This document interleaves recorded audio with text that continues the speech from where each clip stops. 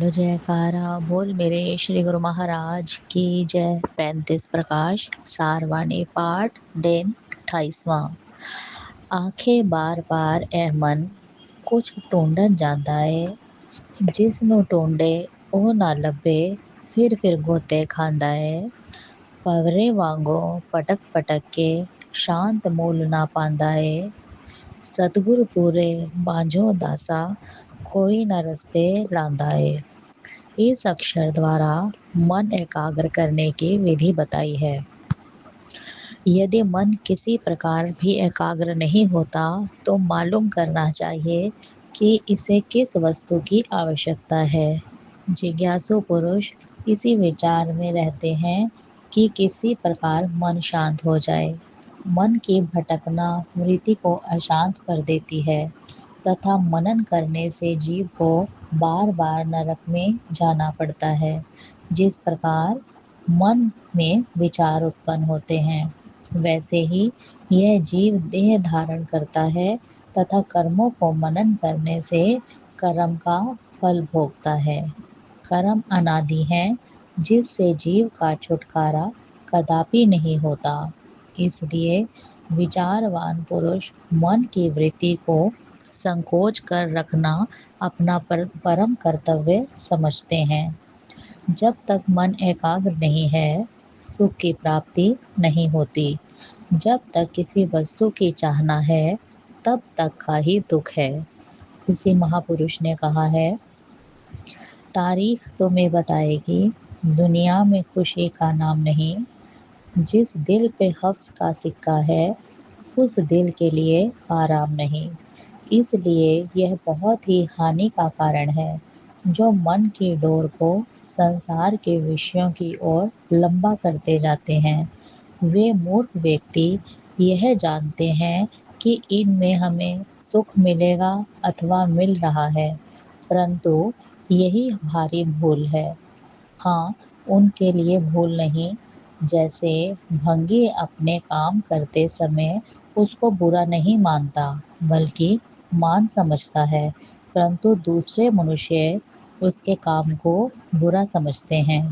इसी प्रकार जो व्यक्ति इस मन की इच्छाओं को बढ़ा करके सुख मानता है, वह मूर्ख है। वास्तव में मन को दौड़ाने में सुख नहीं, बल्कि मन को एकाग्र करने में ही सुख है।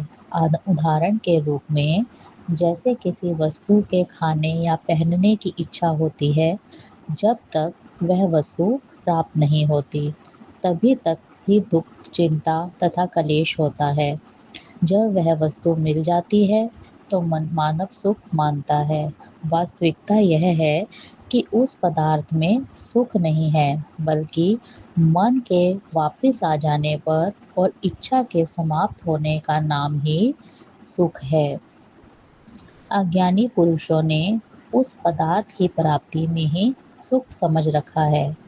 बस यही अज्ञानता है। भाव यह है कि मन को केवल सुख की ही आवश्यकता है।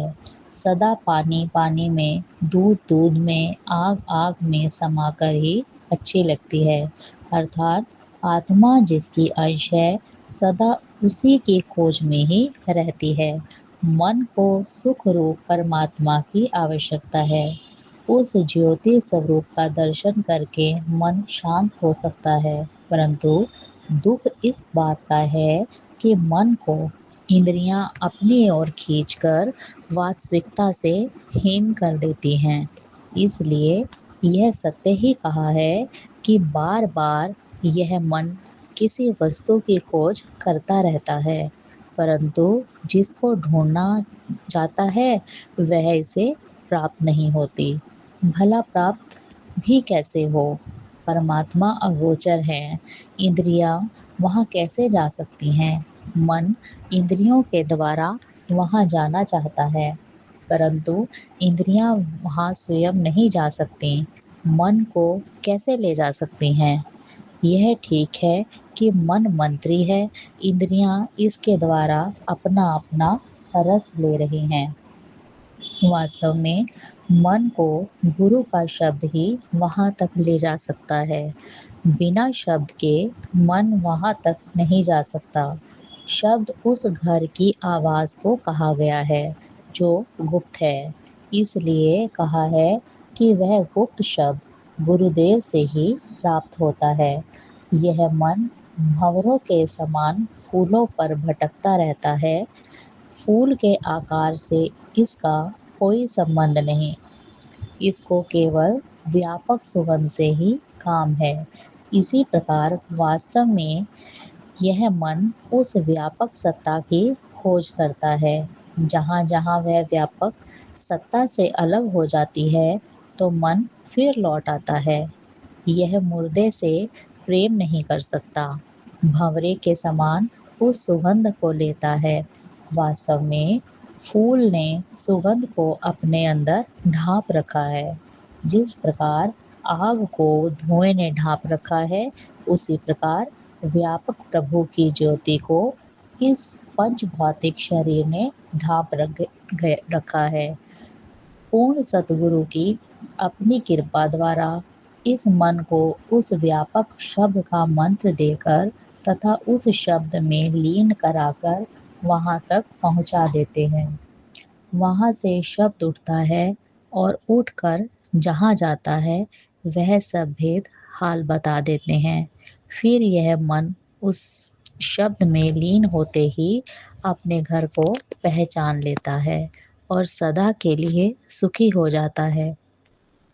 वास्तव में बादशाह अपने घर से निकलकर व्याकुल हो जाता है। ऐसे ही यह मन भी अपने ब्रह्मंडी घर से निकलकर पिंड में आ जाने से अपनी शक्ति को खो बैठता है और इंद्रियों का शिकार होकर दुखी हो जाता है और इस प्रकार वास्तविकता तक नहीं पहुंच सकता। इसे पूर्ण सद्गुरु ही वहां तक पहुंचा सकते हैं। ज़रा दिल को लगा देखो कि अंदर क्या नज़ारा है। ज़रा सर को झुका देखो, रूप कैसा तुम्हारा है।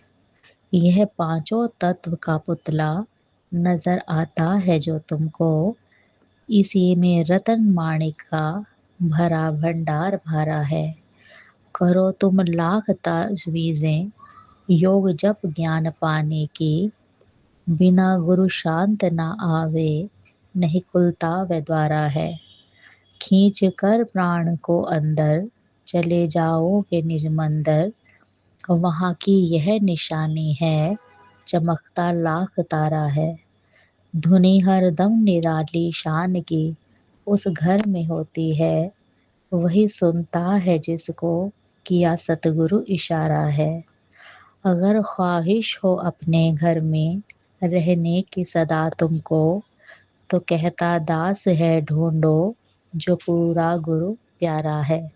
बोलो जयकारा, बोल मेरे श्री गुरु महाराज की जय।